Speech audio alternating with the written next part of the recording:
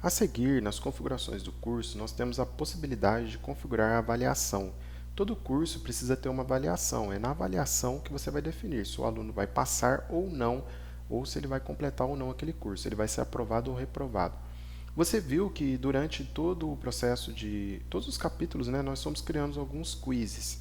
Então, esses quizzes ou questionários, agora eles estão disponíveis aqui em questionários. E cada questionário possui um número X de questões. Por exemplo, o questionário do quiz capítulo 1 possui 3 questões. Eu posso ter acesso a essas questões aqui, olha, clicando em questões. Um banco de dados com todas as minhas questões. Porém, uma questão só pode ser atrelada a um questionário. Então, fica meio que inútil essa tela aqui, né, de visualizar as questões. Claro, você pode editar diretamente uma questão se você quiser, mas você poderia fazer isso pela interface do questionário também. Enfim, fica aí a divisão dos dois.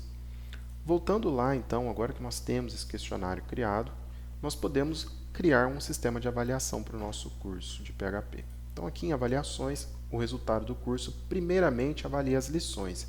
Essa é a opção mais simples. Por quê?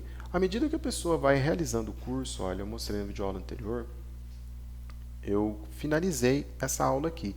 Quando eu finalizei essa aula, eu ganhei um visto e uma porcentagem aqui foi do progresso foi completado. Então, é o resultado do curso. Esse avaliar lições é isso. Então, à medida que eu for avaliando cada uma das lições do curso, ele vai me dando aí essa porcentagem. Então, se ele atingir aqui, por exemplo, valor da condição de passagem, 80% das lições visualizadas, ele passa no curso. Então, não precisa fazer nenhum teste, só visualizar as lições. Além disso, você pode fazer um teste final. Então, para isso daqui, basta você posicionar o seu quiz. Nós temos aqui o quiz capítulo 1, quiz capítulo 2, mas ao invés disso, nós teríamos um simples teste final. Poderia ser até num capítulo à parte aqui, né? E dentro desse teste final, que é um questionário normal, como os outros que nós temos aqui, um quiz normal, você poderia avaliar a condição de passagem, olha. Essa condicional nota de aprovação do teste final se aplicará para o resultado desse curso. E aí, se a pessoa passar nesse teste final com uma nota X no quiz, né, por exemplo, 60%, que eu já mostrei anteriormente, aí ela é aprovada. Tá? Além disso, nós temos aqui através dos resultados dos questionários, muito bom também, e é mais aplicado ao nosso caso. Como a gente tem um questionário ou um quiz por capítulo, ele vai pegar a média, tá, e vai tirar uma condição de passagem. Então, por exemplo, a pessoa tem que tirar no mínimo 60% em todos os questionários, em todos os quizzes, para ela poder ser aprovada. Ou, melhor ainda, né?